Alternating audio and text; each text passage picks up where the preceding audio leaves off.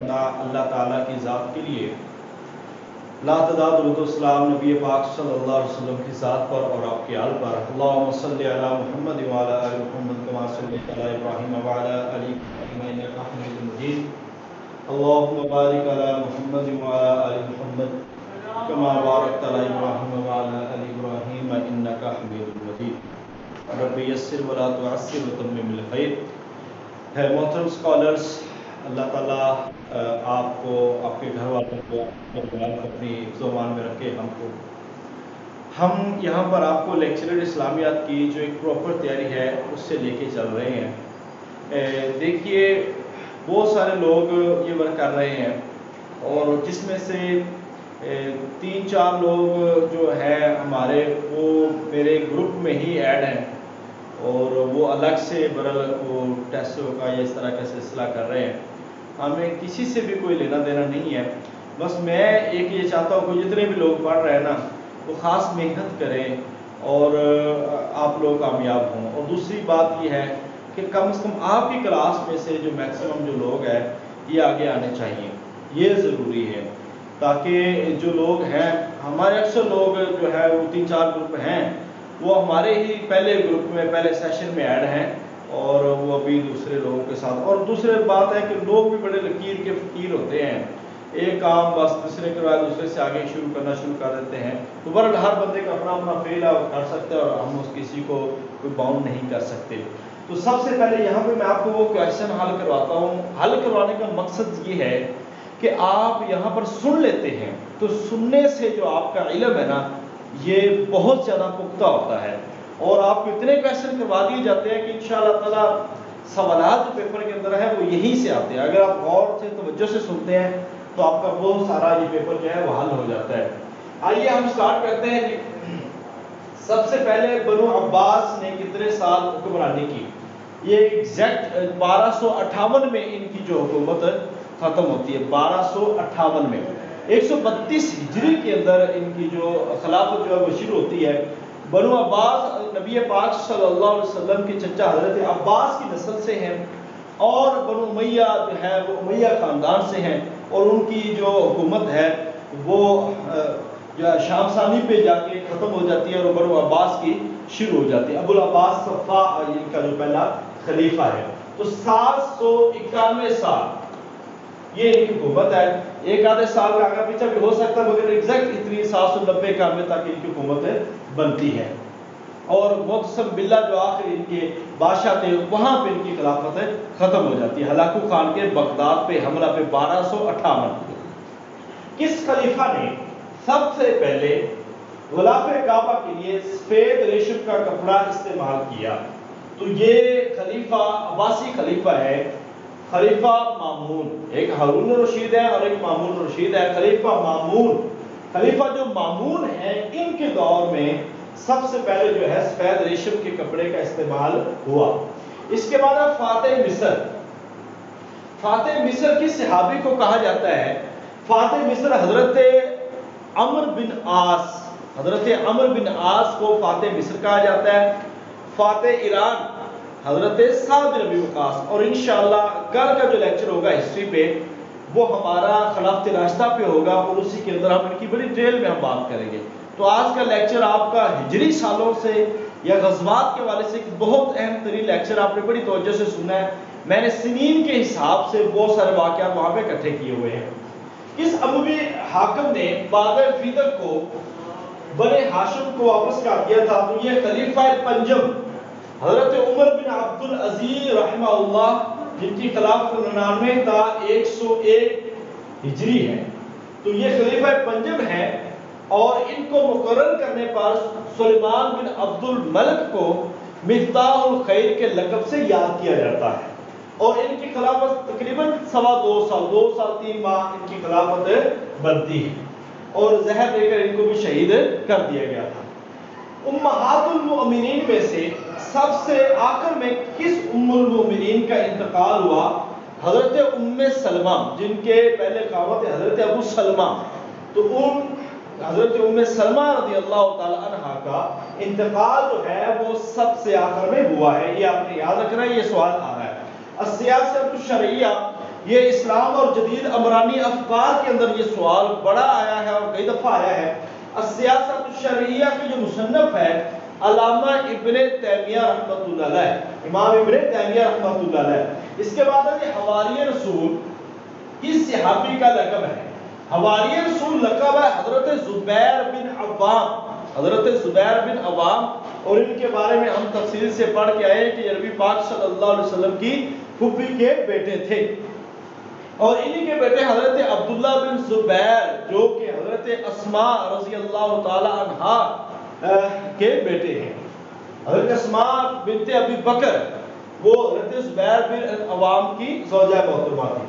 تاریخ دمشق کے مصنف ہے ابن عساکر، ابن عساکر تاریخ دمشق۔ الکامل فی التاریخ کے مصنف ہے علامہ ابن اثیر، علامہ ابن اثیر۔ یہ سوال آپ کو یاد کرنے سے انشاءاللہ یاد رہ جائیں گے۔ علامہ ابن اثیر۔ جنگ نہامت کس ہجری کو ہوئی؟ جنگ نہامت جو ہے یہ ایک بڑی مشہور و معروف دور فاروقی کی جنگ ہے، اور یہ 21 ہجری جو یاد رکھا جاتا ہے وہ اس لحاظ سے بھی ہے کہ جو فتح مصر ہے وہ بھی 21 ہجری میں ہوئی ہے۔ اس کے بعد طاعون امواس وہ 17 ہجری کے اندر ہوا ہے جب امواس میں طاعون پھیلا تھا۔ نبی کریم صلی اللہ علیہ وسلم نے اپنی زندگی میں کس بیٹی کا جنازہ نہیں پڑھایا تھا؟ تو یہ حضرت ام رقیہ رضی اللہ تعالی عنہا ہے، چونکہ نبی پاک صلی اللہ علیہ وسلم پر غزوے پہ گئے تھے اور پیچھے حضرت رقیہ رضی اللہ تعالی عنہ بیمار تھی، اور ان کی دیکھ بھال کے لیے حضرت عثمان گھر پہ موجود تھے اور غزوہ بدر میں شرکت نہ کر سکے تھے۔ نبی کریم صلی اللہ علیہ وسلم کی بیوی کا نام ام المساکین، یعنی کہ کس زوجہ محترمہ کا نام جو ہے اس کا لقب تھا ام المساکین؟ تو یہ بھی آپ نے سوال یاد کرنا ہے کہ یہ حضرت زینب بنت خزیمہ، پانی بھی پتہ کیسے زینب بنت خزیمہ رضی اللہ تعالی عنہا ہے جن کا لقب ہے ام المساکین۔ یاد رکھیے اس میں کنفیوژن ہو جاتی ہے، ایک حضرت زینب بنت جہش ہے نبی پاک صلی اللہ علیہ وسلم کی زوجہ محترمہ، اور دوسری بیوی کا نام ہے زینب بنت خزیمہ رضی اللہ تعالی عنہا، جن کو ام المساکین کے لقب سے یاد کیا جاتا ہے۔ چلیے صحیح۔ مدینہ کے دفاع کے لیے خندق کو بجائیے، مدینہ کے دفاع کے لیے خندق کتنے دنوں میں تعمیر کی گئی تھی؟ تو آج اس پہ بھی انشاءاللہ تعالی بات ہوگی۔ خندق پہ یہ 20 دنوں میں تعمیر ہوئی تھی۔ اچھا، مدینہ کے دفاع کے لیے خندق جو ہے 20 دنوں میں۔ غزوہ خیبر میں کتنے یہودیوں کا قتل ہوا تھا؟ یہ آج بھی ہم پڑھیں گے کہ اس میں فیصل کون تھے، کیسے ہوئی، یہ ساری ڈیٹیل انشاءاللہ آج ہم پڑھیں گے۔ 93 یہودی قتل کیے گئے تھے، یہ کنفرم سوال ہے، یہ بار بار یہ بھی آ چکا ہے۔ جنگ قاسیہ کے لیے پہلے دن کی لڑائی، جنگ قاسیہ جو کہ 14 ہجری کے اندر ہے، اور اس کے 3 دن اس کے یاد رکھے جاتے ہیں۔ ارماس ہے، اقواس ہے، اور لیلۃ الحریر ہے۔ تو یہ تینوں دن یوم ارماس اس کا پہلا دن ہے۔ ارماس رازدار رسول کی صحابی کا لقب ہے، یعنی کہ نبی پاک صلی اللہ علیہ وسلم کی جو رازدار صحابی کا لقب ہے وہ حضرت حذیفہ بن یمان رضی اللہ تعالی عنہ، حضرت حذیفہ بن یمان رضی اللہ تعالی عنہ۔ یاجوج اور ماجوج کو کس نبی نے قید کیا تھا؟ آپ کو علم ہے اس کا ذکر سورہ کہف کے اندر بھی موجود ہے، اور اس کا ذکر سورہ انبیاء کے اندر بھی موجود ہے۔ حتی اذا فتحت یاجوج و ماجوج وهم من کل حدب ینسلون، یہ سورہ انبیاء کے اندر موجود ہے۔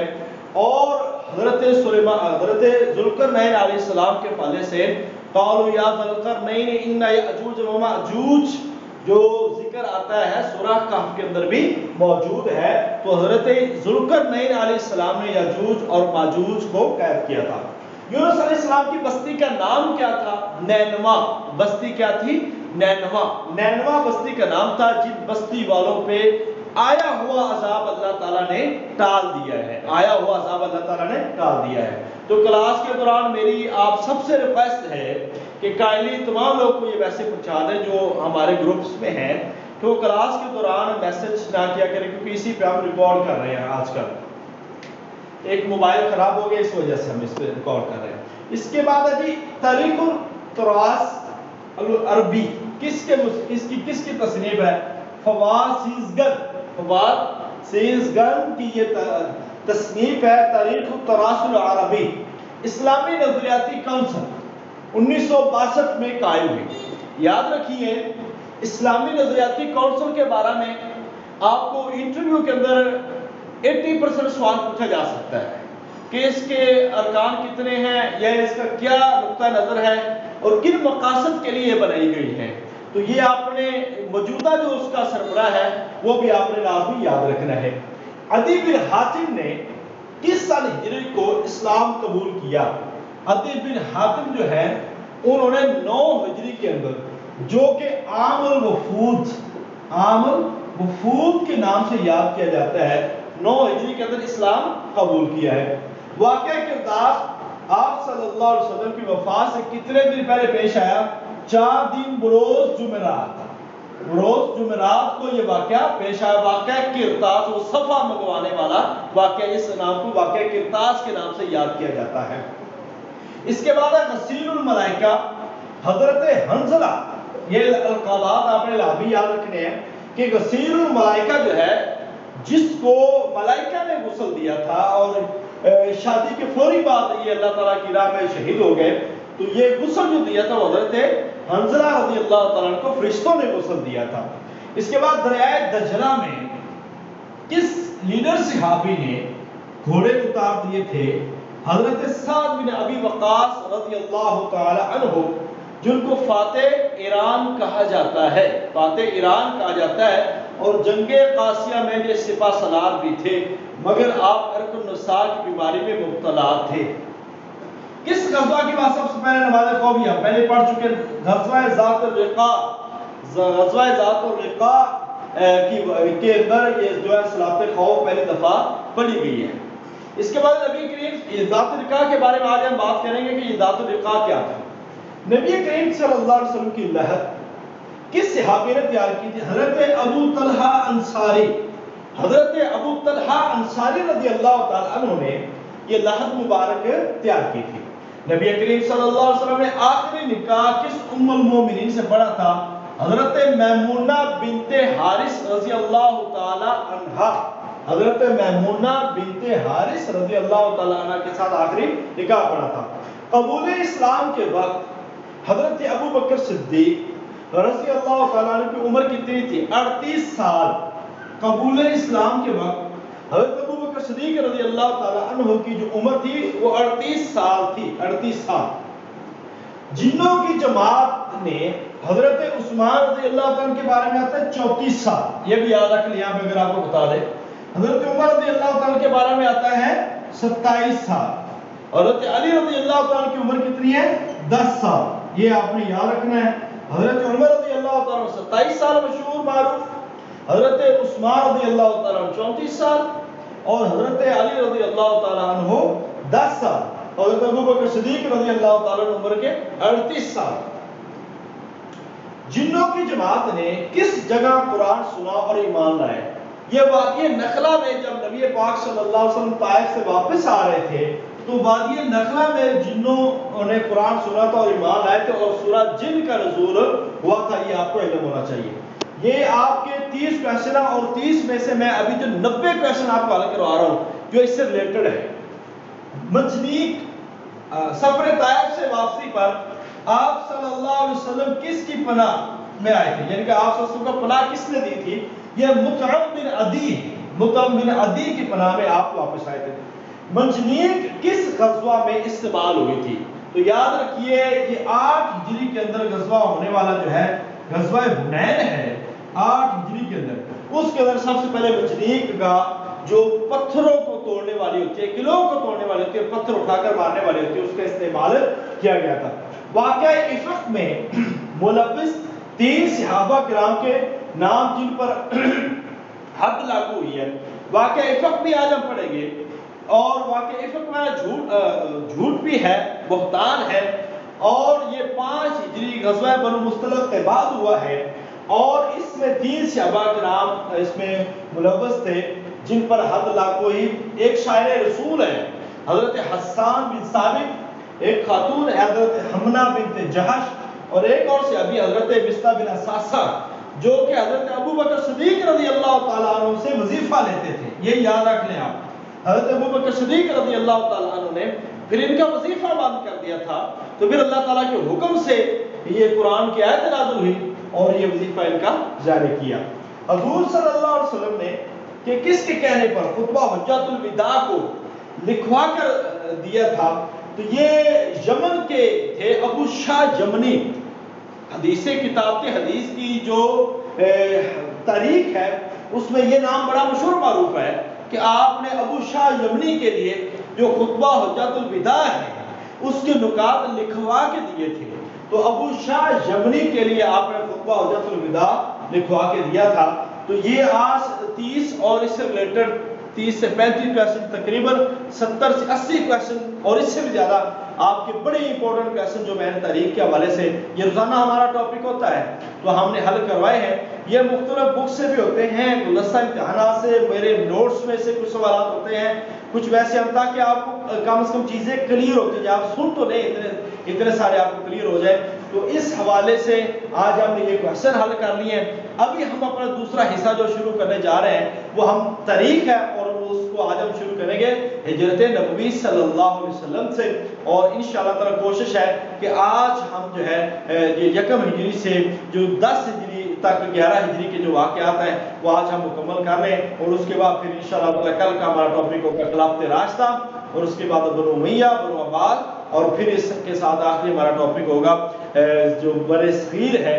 تو اس پہ ہم مختصر بات کر کے اور تاریخ پاکستان پہ بات کر کے ہسٹری کا پورشن جو مکمل کریں گے. اس پورے ویک میں آپ کی یہ ہسٹری چلنی ہے، لہٰذا اسی میں سب سے زیادہ پیپر ہے.